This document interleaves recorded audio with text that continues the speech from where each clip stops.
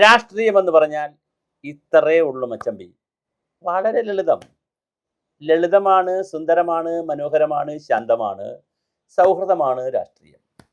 രാഷ്ട്രീയത്തിൽ സ്ഥിരമായി ആരും ശത്രുക്കളില്ല, സ്ഥിരമായി ആരും മിത്രങ്ങളുമില്ല. ഇന്നത്തെ ശത്രു, നാളത്തെ മിത്രം, ഇന്നലത്തെ മിത്രം, ഇന്നത്തെ ശത്രു. കൂടക്കിടന്നവൻ മാറിപ്പോകും, മാറിക്കിടക്കുന്നവൻ കിടക്കിടക്കും. എന്ത് രസമുള്ള കാലമാണെന്നറിയാം. കഴിഞ്ഞ ദിവസം ലോക്സഭാ സ്പീക്കർ ഓം ബിർള അദ്ദേഹം വിളിച്ച ചായ സൽക്കാരത്തിൽ കനിമൊഴി എം പി പങ്കെടുക്കുന്നു. ആരാ കനിമൊഴി എം പി?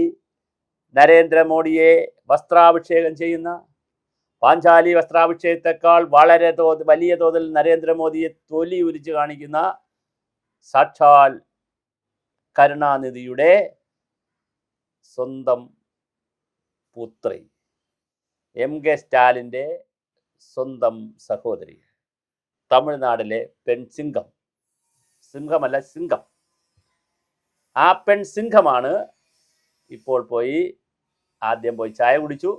അപ്പോൾ പെണ്ണിനെ ദേശീയ മാധ്യമങ്ങളിൽ എഴുതി തുടങ്ങി, പെണ്ണിൻ്റെ മനസ്സിൽ ലഡു പോട്ടി NDAയിൽ ചേരുമെന്ന്.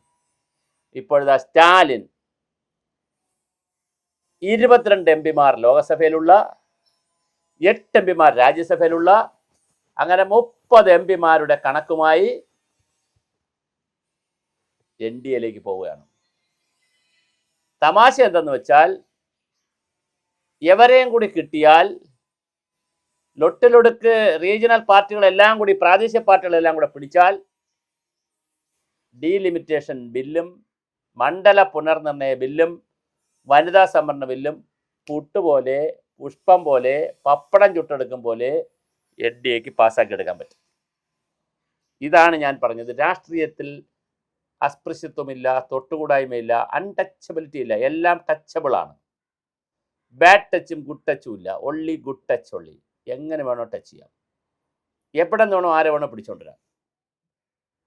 ഇന്നലെ വരെ നമ്മുടെ മുന്നണിയിൽ, നാളെ നോക്കുമ്പോൾ ഒന്നുകിൽ മൊത്തത്തിൽ അപ്പുറത്ത് പോയിരിക്കും, അല്ലെങ്കിൽ ഒരു പാർട്ട് പോയിരിക്കും അടുത്ത മുന്നണിയിൽ നിന്നും ഇതുപോലെ അലുവ മുറിക്കും പോലെ ഇപ്പുറത്തോട്ട് കൊണ്ടുവരും.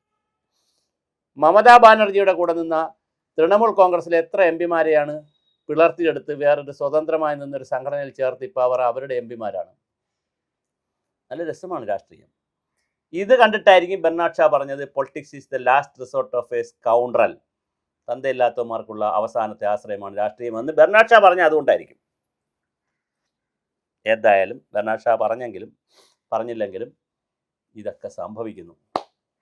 DMK സംബന്ധിച്ചിടത്തോളം അവർക്ക് ഇഷ്ടമുള്ള പാർട്ടി പോവാം. തമിഴ്നാട്ടിൽ വിജയ് C. ജോസഫിനെ, വിജയുടെ തമിഴ് വെട്രി കഴകം പാർട്ടിയെ, TVKയെ കോൺഗ്രസിൻ്റെ രാഹുൽ ഗാന്ധി കൈകൊടുത്തതിൽ പ്രതിഷേധിച്ചിട്ടാണ് സ്റ്റാലിനും കനിമൊഴിയും ഇപ്പുറത്ത് പോകുന്നത്. അങ്ങനെയാണെങ്കിൽ തമിഴ്നാട് രാഷ്ട്രീയവും കലങ്ങി മറിയും. പിന്നെ ഇതുണ്ടല്ലോ,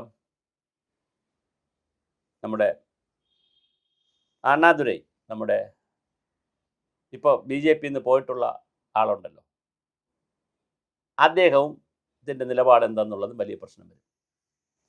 എന്തായാലും തമിഴ്നാട് രാഷ്ട്രീയവും കലങ്ങുന്നു, ഡൽഹി രാഷ്ട്രീയം മറിയുന്നു, തിളയ്ക്കുന്നു. ചൂട് പോലെ, ലാവ പോലെ, അഗ്നിപർവ്വതം പോലെ തിളയ്ക്കുന്നു. DMK പ്രശ്നാധിഷ്ഠിതമായി NDAയ്ക്കും മോദിക്കും സപ്പോർട്ട് ചെയ്യുന്നു. അങ്ങനെയാണെങ്കിൽ വനിതാ ബില്ലും ഡീലിമിറ്റേഷൻ പുനർനിർണയ ബില്ലും പാസ്സാകുമോ എന്നുള്ള കൃത്യമായ ചോദ്യമാണുള്ളത്. അതിൻ്റെ തുടക്കമാണോ കനിമൊഴിയുടെ ചായകുടി, ഈ സ്റ്റാലിൻ്റെ മോദിയെ കാണൽ എന്നുള്ളത് വടക്കേന്ത്യൻ പത്രങ്ങളും മാധ്യമങ്ങളും വളരെ സീരിയസ് ആയി റിപ്പോർട്ട് ചെയ്യുന്നു.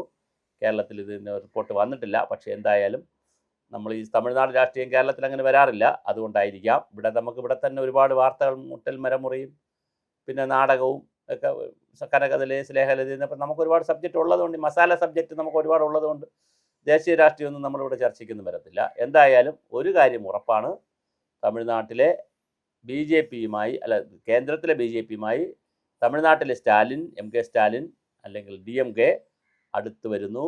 ഇനി അടുത്ത തെരഞ്ഞെടുപ്പിൽ 2029 തെരഞ്ഞെടുപ്പിൽ BJPയുടെ NDAയുടെ സഖ്യകക്ഷിയായിട്ടായിരിക്കുമോ സ്റ്റാലിനും സംഘവും മത്സരിക്കുക എന്നുള്ളതാണ് തമിഴ്നാടും രാഷ്ട്രീയ ഭാരതവും രാഷ്ട്രീയ ഇന്ത്യയും പൊളിറ്റിക്കൽ ഇന്ത്യയുടെ പുതിയ കൗതുകം.